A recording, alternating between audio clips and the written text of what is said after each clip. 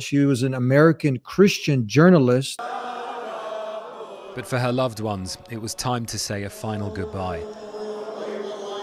At her Christian funeral mass, eulogies. The assaults were so bad. I mean, you can see the images of them with they're beating the pallbearers. They're beating them and beating them and beating them. And even the pallbearers had to retreat, as police kicked and beat them with batons. My next guest, Miko Peled, is an author, writer, speaker, and human rights activist. He is considered by many to be one of the clearest Israeli Jewish voices calling for justice in Palestine. If I remember correctly, he can correct me if I'm wrong, his father was a general in the Israeli army, and his grandfather was one of the originals who helped create Israel. And don't mess with Miko, because he's also a karate black belt. My friend Miko, welcome to the show. Thank you. Good to be with you again. How are you? Good. All right. Good. Thank you for accepting the invitation again. Did I get everything right there? You did. You got it all right. Absolutely. All the details. Tell us, how have you been since the last time we had you on? Well, been busy. I've been to Palestine several times over the last few months. I was there last year during Ramadan, during the uprising that took place last May. I was there just now at the end of Ramadan. I was there a couple of times between those two trips. And I've been reporting, writing and speaking and posting on my podcast. The situation is severe, as more severe than anybody could possibly imagine.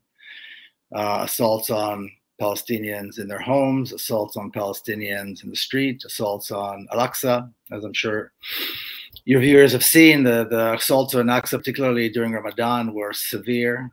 The murder of a journalist in broad daylight, Shireen Abu Akleh.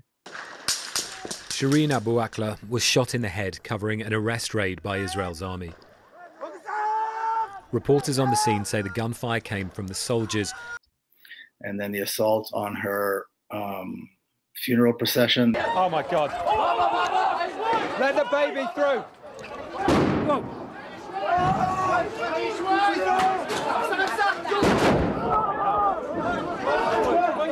These are things that have, it's in a way, it's, we've seen a lot of violence by Israel all along, I mean, for decades, but so that's kind of what's been going on. So we want to get the facts on the ground. You're somebody who's an academic in this area, a scholar in this area, who really knows the facts, has a lot of history concerning this. So we want to make sure we're talking to the right people, and you're the right person for the job. So you mentioned a reporter. That's what we wanted to, because I was all over the news over here also. So if you can please fill us in, give us some more details regarding, was this also, she was an American Christian journalist. But for her loved ones, it was time to say a final goodbye. At her Christian funeral mass, eulogies. And she was, what we come to know, she was wearing a vest with the big letters press on it. So like they wear those jackets so you can clearly see press, and only like a blind person would be able to see this. Yeah. So we hear she was pretty much eliminated or taken out, being shot in the face or in the head. Tell us more about this. You mentioned it. Can you tell us about what happened, why it happened? Well, Shireen Abu Akleh is a household name in Palestine. She's been reporting for Al Jazeera for 20 years or more. Wow. So she's well known, well respected, well loved. And she was in Jenin, or near Jenin in the West Bank, reporting on an impending Israeli raid on the refugee camp. And according to witnesses who were there, we arrived, and within seconds there was the first shot. I told them that we are being targeted, we are being shot at. I turned and found Shireen on the ground. I found Shatha shielding herself by a tree and screaming. I turned and found Shireen on the ground in the first few seconds. There was no exchange of fire at the time, and she was shot in the spot right between the vest, the bulletproof vest, and the helmet. Wow. Now, this tells us several things. Number one, it had to be a sharpshooter. It had to be a sniper to get such an accurate shot. It had to have been okayed by the highest levels of the defense apparatus, if not the prime minister himself. You don't take out a reporter that well known in such conditions without getting an okay from, very high up. And so it was elimination. It was an assassination. Even CNN right now says that it was a targeted killing. And for CNN, that's that means that's a big deal. Even CNN is saying what you're saying. Yeah. And then they said it was a targeted killing. And like you said, she was Palestinian, but she was a Palestinian American. She had American citizenship. She wasn't Muslim. She was Christian.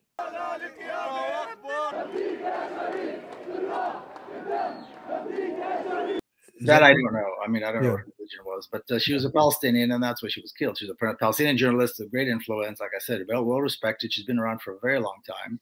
She was well known. There was no mistake here. It wasn't like some soldier just picked up a gun and shot. This had to have been premeditated and approved by the highest levels of the defense apparatus. And the world goes on as though nothing happened. And then during her funeral procession, because she was so popular, because she was so well loved and respected, thousands and thousands came out to walk with her to her final resting place. And the Israeli police went crazy, attacking the pallbearers, attacking the procession. Israeli police have attacked mourners and pallbearers at the funeral of the Palestinian-American journalist Shireen Abu Akleh. The violence broke out as Shireen Abu Akleh's coffin was taken out from a hospital in East Jerusalem. Her coffin jostled and almost pulled to the ground as Israeli police and Palestinians clashed. 51-year-old Shireen Abu Akleh was a revered Palestinian-American journalist. And this is all horrifying, but the fact that they do this in broad daylight, the fact that they do this in front of the cameras, the fact that they know that everybody's going to talk about it and they don't care, means they feel like, there will be no consequences. There will be no response. And to a large degree, they're right. Wow. That was my next question. Was it true that we're seeing some images here now of what seemed to be the Israeli forces? Is it true that they even attacked this American Christian journalist's funeral? Yes. So, and you mentioned that. So, yeah. They assaulted it. They almost, I don't know if they did, or they almost dropped the coffin. The assault was so bad. I mean, you can see the images of they're beating the pallbearers. They're beating them and beating them and beating them. And even the pallbearers had to retreat as police kicked and beat them with batons. And the coffin slips to the ground. And this is in Jerusalem, and the Israeli police, particularly in Jerusalem, are particularly violent and particularly brutal. And you see this quite often, actually. I've seen it many times in protests, and where Palestinians are being brutally beaten by the police in Jerusalem. Particularly, I'm talking about Palestinians, of course. And they're heavily armed. The police are heavily armed. They're heavily protected, as though they're about to face an army, which of course is nonsense. And they just brutally beat the funeral procession. It's like I said, we see this a lot in Palestine. We see a lot of funerals that become protests. People that are thousands that come out when young Palestinians are killed. This particular assassination really touched a chord with a lot of people. And again, even though she was such a high-profile person and well-known, they killed her, and then they did what they did during the funeral. This is very troubling. The reason I mention her religion is because obviously, some people just turn a blind eye when it's those Muslims, and then being looked at like less human and whatnot. And now in this particular case, because you also have some Zionist Christians and people who are ignorant to really what's going on, who support this. So now I'm wondering, what would they have to say, as this is also a Christian now, not a Muslim? And you also have many, when you say Palestinians, Christian and Muslim Palestinians, they live together, don't they, in peace? And there's no less discrimination for the other, or it's kind of equal across the board, is it? Yeah, look, I've had this conversation with the Christian right, with evangelicals here in the United States. Their response is that the Palestinian Christians are not real Christians. Oh, that the Christians in Nazareth and the Christians in Bethlehem, the Christians throughout Palestine who have been living there, since in the land of Jesus, in the land of Jesus, are not real Christians. So that's one explanation that they give. What an easy cop out. Yeah. It's absurd. I mean, I've seen them in Nazareth handing out flyers, trying to proselytize Palestinian Christians coming out of church. Mm-hmm. It's that absurd. But as to your point, Palestinian Christians, Palestinian Muslims, as far as Palestinians are concerned, this is a minor question. I mean, Palestinians are Palestinians, and people live together in the same cities, in the same towns, in the same neighborhoods, work together. It's completely not an issue. And actually, before the state of Israel was established and Zionism, showed its ugly face, there were Palestinian Jews too, and they all lived fine. I mean, there's stories about how, the Palestinian Jews would, help the Muslims during Ramadan, and the Palestinian Muslims would help the Jews during their day of prayers and things like that. There was complete very positive cooperation in historic cities like Hebron and Jerusalem and other cities. So, I mean, this is the whole new thing of the Zionist Jews who have taken over Palestine and completely destroyed the good relations that existed there between the different faiths. This is historically relatively new. It's since the state of Israel was established. It's some 75 years. Before that, Palestine was a land of tolerance, religious tolerance, historically. It's only recently that Zionism has turned it into this war zone.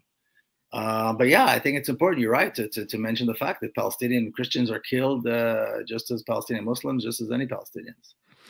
I mean, and even if you, at the end of the day, you agree there's like a noble thing that even when you're fighting against what you consider your enemy, I mean, this is a funeral, for crying out loud.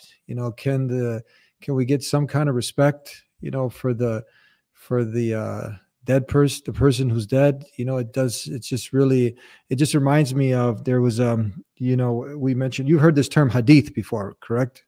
Hadith. It was a hadith regarding Prophet Muhammad, who there was a procession of a Jewish procession. He stood up, and then his companion said, "This is a Jewish person." He said, "Is that not a soul?" Right. Yeah. So this is the respect, to the human soul and this person was tragically. Life was taken away, shot in the face or head, wherever, and then to be doing this at a funeral. I mean, what's the world? What's the greater community, the international community, the UN, what are they saying, the international community, regarding this? Well, typically, again, because she was a high-profile journalist, then there have been a few calls for an investigation. There was a call for the FBI to get involved. But then the Secretary of State, Blinken, said that he trusts the Israelis will do a good job in investigating. And the Israeli army did a preliminary investigation, and they came to a conclusion that there was no wrongdoing, and therefore there's no need for an investigation beyond that. So that's where things stand right now. Now, CNN just broke saying that all the evidence points to the fact that it was a targeted killing. And now, the FBI can't go and investigate if the Israeli authorities don't cooperate, don't allow them to. They need permission from the Israelis to enter. They need permission from the Israelis to travel. They need permission from the Israelis, and the Israelis are the culprits. So the likelihood of them giving permission and cooperating is very small. And of course, now there was this terrible, tragic massacre here in the United States, in Texas. So people are now distracted by that. So I don't think there's going to be any consequences for the state of Israel. And the sniper who shot, and the officer who gave him the order, and the officer who gave him the order, and whoever it was in the defense ministry, maybe even the prime minister's office, who gave the okay or even gave the order to kill her, knew very well that there will be no consequences, that they can go ahead and do this. Social media will talk about it. Maybe some of the newscasts will talk about it, but it'll blow over. And the concern is, and this is something that you've probably heard too, there are a lot of comparisons between Palestine and Ukraine. Ukrainians stand up and fight against the Russians. They're heroes. Everywhere you go, you see Ukrainian flags. What about the Palestinians? Palestinians fighting against apartheid, fighting against injustice, fighting against the killing of their people, fighting against home demolitions, fighting for their lives and for their children. And what do we call them here? We call them terrorists. So this is one of these cases where you can assume if this was the Russian soldier killing a Ukrainian journalist, what would have happened, as opposed to the case of a Palestinian, which there seems to be not a lot of people talking or caring about it. Not enough, anyway. What are your thoughts, since you bring up Ukraine and Russia now, where that's like an obvious double standard? You see that people are being welcomed to go over there, being called freedom fighters, and now on the outside, for somebody on the other side here, like you gave this example, for someone who's doing the same thing, who wants to do the same thing to protect themselves, their family. One side, they're called terrorists. The other side, they're called freedom fighters. What do you think about this? I think it's typical. I mean, this is how things are. You know, the double standard, the hypocrisy here is horrifying. Almost any city in America, you walk around, you see Ukrainian flags, and I'm thinking, if there were half the number of Palestinian flags hanging, then things would have been completely different for Palestinians. Mm-hmm. But somehow there's, again, all I can say, it's a terrible, terrible double standard. When Palestinians have been fighting for over 70 years, almost 75 years, and when we know Amnesty International in February came out with a report stating very clearly, with all the data, that the state of Israel from the very beginning, from the day it was established, from the day my grandfather signed the Declaration of Independence, like you said, has been an apartheid state, has been engaged in the crime of apartheid, which is considered a crime against humanity. So the Jewish state, the state, a so-called Jewish state, the state of Israel, has been engaged in a crime against humanity for almost 75 years. Where are the Palestinian flags? How come nobody's supporting the Palestinians? How come nobody's standing up and saying this is terrible, the atrocities that the Israelis commit? And you and I talked about the different atrocities that Palestinians have had to endure over the years. And still, there doesn't seem to be an issue. There doesn't seem to be a problem for not only in America, but generally speaking around the world.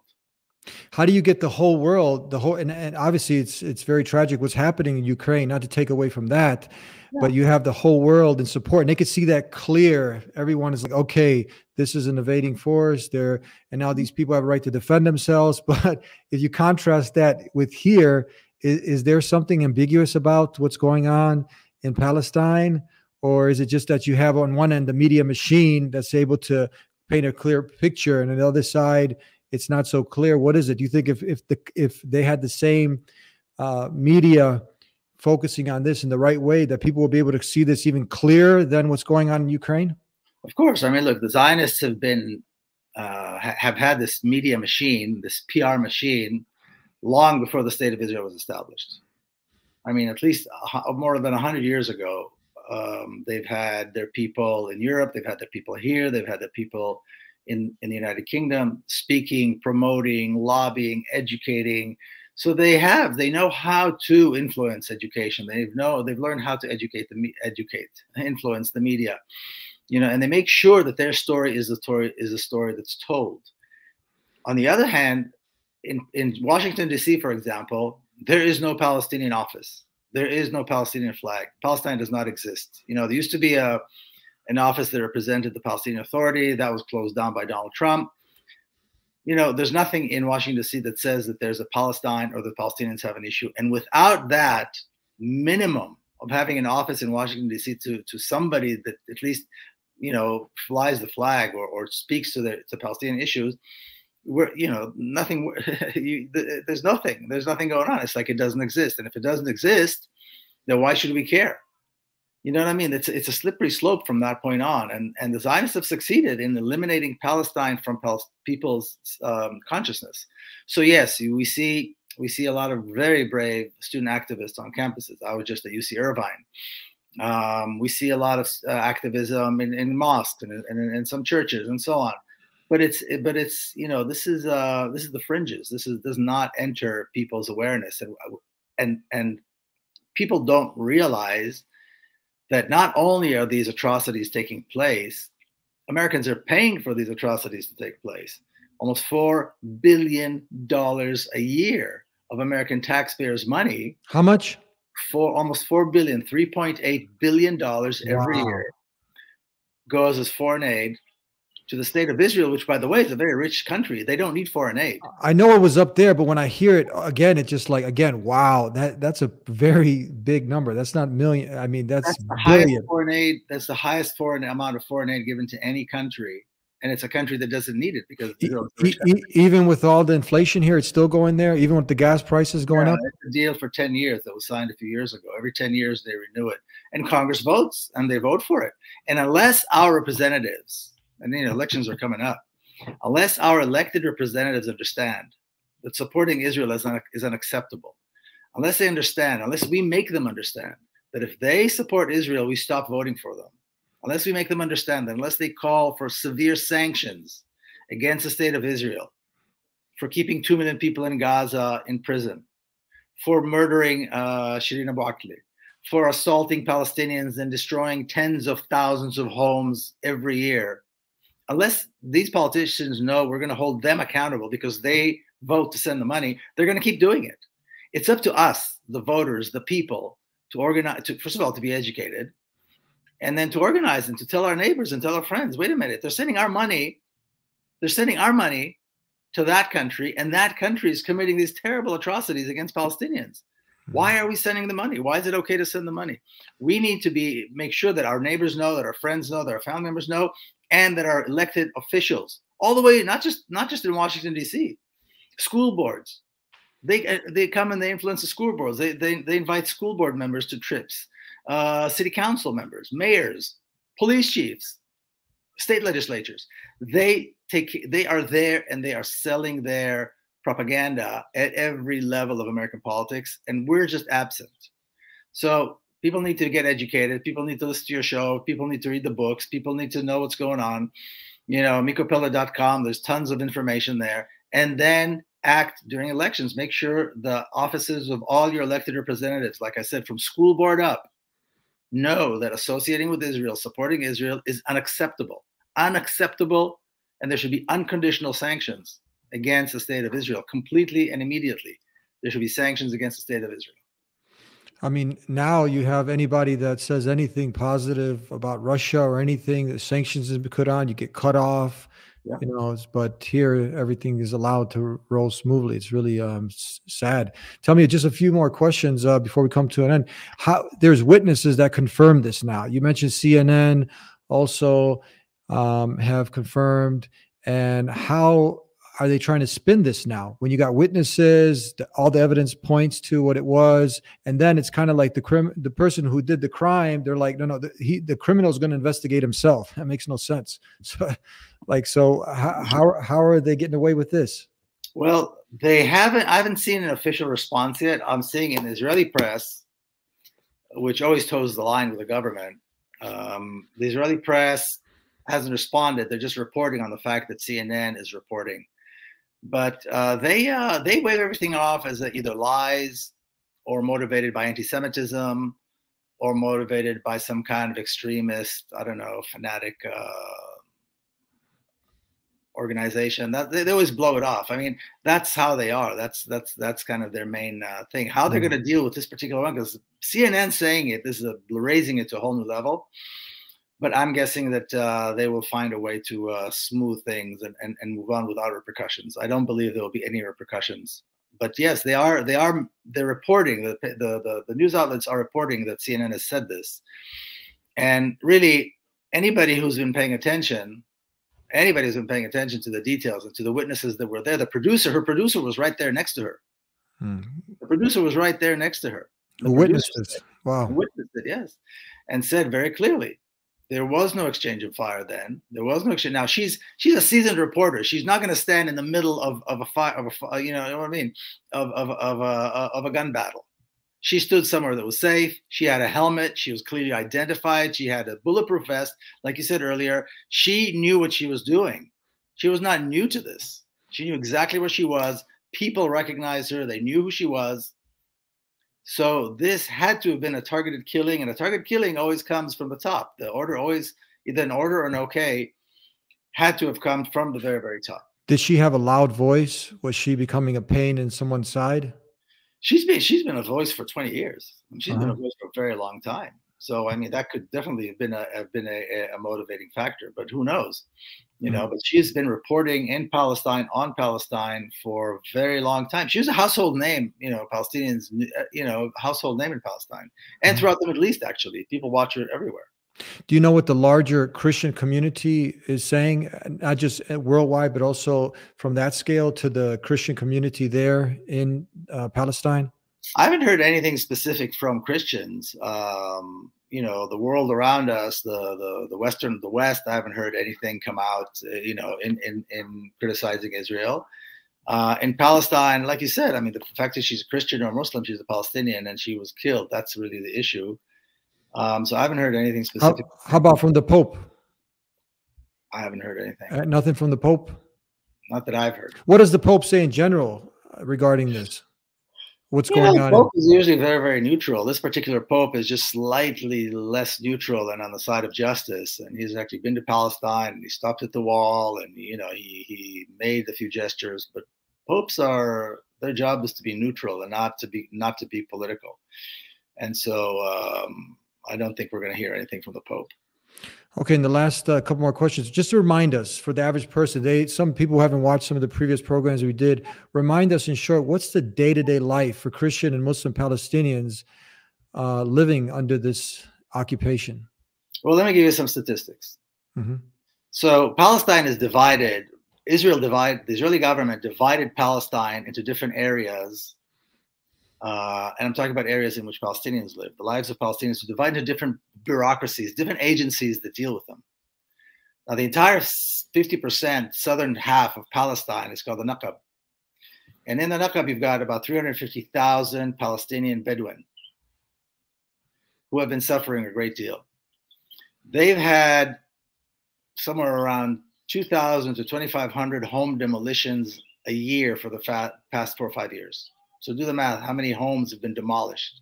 Now, there are many Israeli Jews who live in Naqab too. Palestinians live in abject poverty because they are traditionally farmers, but they're prohibited from engaging in working in agriculture. The Israeli towns, the Israeli settlements in the Naqab have some of the highest standards of living throughout the entire country. They have access to water, even though it's a desert, but it's a very, you know, it's a desert that's cultivatable. High standards of living, beautiful towns, everything is green. None of these homes that have been demolished in the statistics are Jewish Israeli homes. Now, in Jerusalem, there's something like 18,000 home demolition orders. In other words, orders that have already been given to demolish somebody's home. So you don't know, they might come tomorrow and demolish your home. You don't know. How many of these homes do you think are Israeli Jewish homes, and how many Palestinians? How many? 100% are Palestinian homes. But on what grounds can they do that? Well, I don't know. Let's say you want to build a balcony. Maybe you have a balcony and you want to turn it into a room. Maybe you want to build a second floor, a second story. Maybe you want to remodel. You have to get a permit. Palestinians never get a permit, so they have to build without a permit. So it's a catch-22. Then they build, and then they either have to pay for the military to come and demolish their home, or they have to take a sledgehammer with their own 2 hands and do it themselves and destroy their own homes. Now, that's those 2 regions. The rest of Palestine, there are over 40,000 home demolition orders. How many of those do you think are, what's the percentage Israeli Jews to Palestinians, do you think? 0 Israeli Jews, 100% are Palestinian. Now, does that mean that Israeli Jews never build without a permit? Probably not. People want to build, they build, you know, maybe they get a permit later, maybe they get a fine. You never see an Israeli home being demolished. Palestinians' homes are being demolished by the thousands. And this is just one example of life for Palestinians. You know, just one. So then when those homes get demolished, what happens to them then? Nobody cares. Is that what we're hearing, like settlers coming in and taking these homes? Oh, these are homes that are being demolished throughout the entire country. The home is demolished, the people have to figure it out. Nobody helps them. Nobody pays them. What about the settlers who are moving in? Some places that happens, but not everywhere. Usually it depends. I mean, this could be inside a Palestinian community where there are no Israeli settlers. Yeah. This could be inside a Palestinian town. They come in and demolish and destroy inside a Palestinian town. And this is just one example. Then there's water.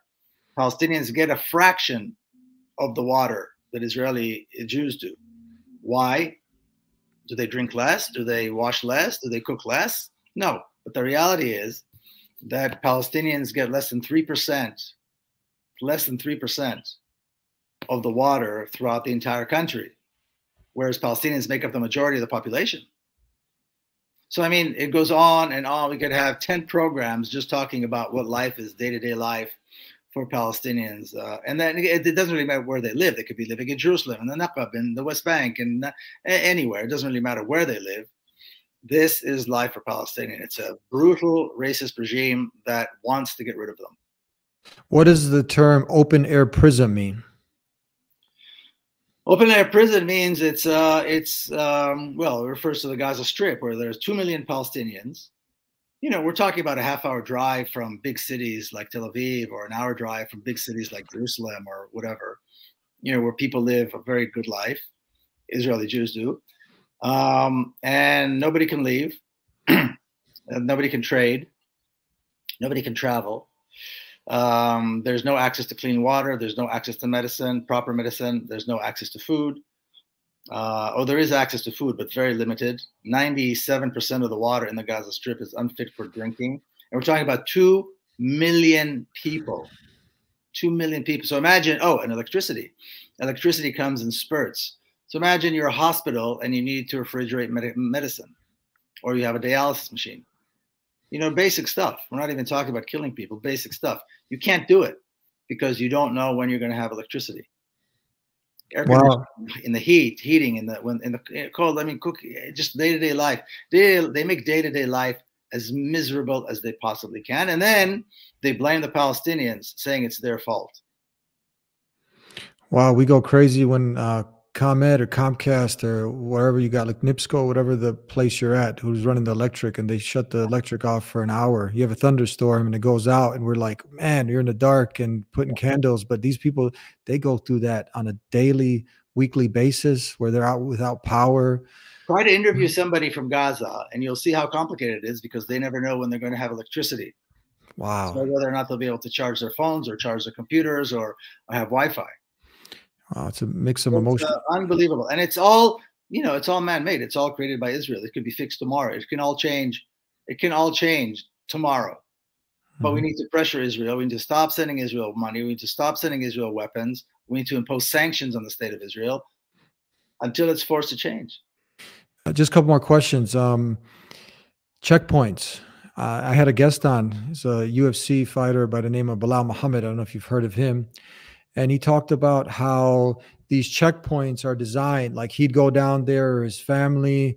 And Bilal Muhammad talks about how they just make it so difficult that you don't want to go there. Like, you know, like, I don't know, 10 different checkpoints, and you're held up for hours, could be days, whatever the case. And it's just so difficult. And they want people from here to stop going there.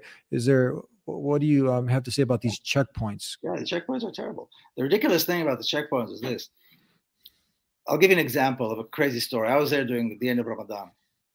Now, to go from Ramallah, which is a major city in the West Bank, to Jerusalem, to Al-Aqsa, you can imagine on a Friday, even a regular Friday, but even more so during Ramadan, God knows how many thousands, millions of people want to go to pray in Al-Aqsa. And I was going to Ramallah that day. I had a meeting in Ramallah. The main checkpoint, it's called Kalandia checkpoint. It's a massive terminal. Shut down. On a Friday during Ramadan, when they know full well that who knows, countless thousands of people will be coming from Ramallah to Jerusalem to pray and then returning. And it's a massive structure. Kalandia checkpoint is a huge structure. So what do they make them do? The checkpoint was closed to vehicles. People would take a bus to the checkpoint. Then they'd have to cross by foot this bridge, get on a bus, of course, go through all the security the security checks, then get on the bus on the other side and either go to Jerusalem, to Al-Aqsa, where they will face more checkpoints as they get closer, or, you know, in the case where they're going home, to go back home. But it increased the difficulty where you could literally drive from Ramallah to Jerusalem, to the old city, and go to Al-Aqsa in half an hour, maybe 40 minutes with parking, you know what I mean?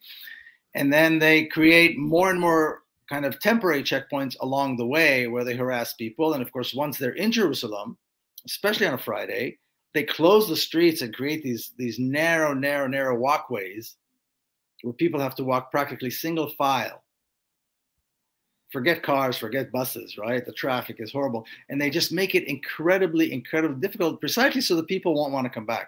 I think you're talking about is when foreigners come and they make it so difficult for there, or people who have, Palestinians who have relatives and so forth come from overseas. They make it so difficult that really a lot of people say, well, you know what, I'm never doing this again. And other people will say, you know what, I'm going to do this again and again and again, because I'm going to block and I'm going to give them as much trouble as I possibly can. Because imagine the more people that have to go through these checkpoints, the harder the Israelis have to work, the more money they have to spend. So I think the logic is to actually go more. But yeah, it's very discouraging and it's very difficult, and it's also emotionally draining. It's emotionally draining to go through checkpoints, to be humiliated by the soldiers, to be humiliated by the different types of secret police, and I mean there are lots of different agencies that deal with the Palestinians in the checkpoints. It's just exhausting emotionally and exhausting physically. And if you're somebody who's elderly, somebody who's not physically as healthy as they should be, in the heat, in the cold, they do everything they possibly can to discourage people from coming, which is why I always tell my friends, whether they're Muslims or Christians, they want to go to pilgrimage, they want to go to the holy sites, or just Palestinians who want to visit, go. Fill up those planes and go. And don't let them discourage you. Last question. Have you spoken to many congregations, be it Christian congregations, some of the synagogues here in the United States, church congregations? Like, what's been the response, if you have? Well, synagogues typically don't invite me. They are not interested in the kind of conversation that I start. Which is, as you heard, is a very, I reject the legitimacy of Israel. I reject the legitimacy of Zionism. I believe in a free, democratic Palestine where everybody should have an equal voice and so forth and equal rights. So they don't want to hear that. I've spoken in many mosques. I've spoken in many churches, but these are churches that are known to be, more open-minded, more open to this sort of thing. So that's been my experience. Because it's, really, when you hear what you're saying, there's a bunch of emotions that go through you: sad, angry, at the same time. Every human wants justice. When you're seeing this kind of injustice going on, it's like, how can you remain quiet? You know what I mean? And it's really sad. Any human being who has his heart is still alive, her heart is still alive. When you hear this kind of stuff, one, you got to be grateful for all the things you have. And then, if you can at least send a tweet, send a post, something, share this, get the word out. Yeah, and educate yourself and tell your friends. Palestinians, I will say just one last thing. I know you probably want to close, but Palestinians are not victims. Palestinians are fighters. Palestinians, they celebrate their culture. I was there in Ramadan, okay? I'm sure many people saw the images of the violence, the horrible violence against worshipers in Al-Aqsa throughout Ramadan. So you were there during Ramadan? I was there during Ramadan. So did you witness this that was going on in Al-Aqsa? Yes. Yeah, tell us about that. But hold on. But my point is this. In the old city of Jerusalem, Ramadan nights are the most beautiful thing I've ever seen. Mm-hmm. Everything is lit.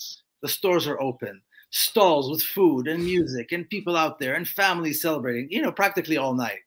It's the most beautiful thing I've ever seen. Now, yes, during the day, particularly on Fridays, there are horrible assaults by the police on Al-Aqsa, in the mosque, and so forth. But the next day, once it's over, everybody's out in the streets, everybody's celebrating. They will not be stopped. They will not surrender. And these sites of this beautiful celebration and fireworks and everything is well lit. It's something that people should witness, should see. It's so beautiful. And Palestinians stand up and they celebrate and they fast and they celebrate at night, and their families get together and they stand up and yes, they stand up and they fight as well. They're not going to take it sitting down. But they need our help. Palestinians are doing everything they can in Palestine, but people always say, well, how come Palestinians aren't doing more? But they're doing everything they can. They're like they're in a prison. We need to be there to support them.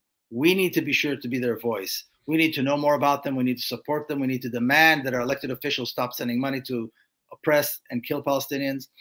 And then read about it. Listen to people who talk about it. Get educated and go there. Go to Jerusalem. Go to Al-Aqsa. It's beautiful, and that is a great way to support Palestinians. You have a great book. It's called The General's Son. Is this a good resource for people who want to know more? Sure, the General Sun, absolutely. My book is out there. People are welcome to read it. It's my perspective growing up on the other side as an Israeli, and then taking this journey, and learning about Palestine, and then about Palestinians, and developing friendships and so forth with Palestinians, which I hold very dear. And so, yes, and we're coming out with a 10th anniversary edition at the end of this year, because it's been 10 years since the book came out. So we're very happy about that. It's doing very well. So if people go to mikopeled.com, they can find the book, they can hear my podcast, they can see interviews, videos, things like that. And it's all about Palestine. It's all exclusively about Palestine. If any major news networks pick this up, or maybe some congregation, some organization, and they want to invite you on, they want to invite you to their community to speak, are you still doing speaking engagements? Yeah, live engage. I mean, I've been doing Zoom a lot during COVID, but now I've live events. Like I said, I was in California just now doing a live event. I'm going, picking up. Live events are picking up, so absolutely. And I'm on social media. People can always message me on any of the platforms, and I'm there. God bless you, brother. Thank you. And you. Yeah. It's always good talking to you, man. Always good talking to you, man. Always a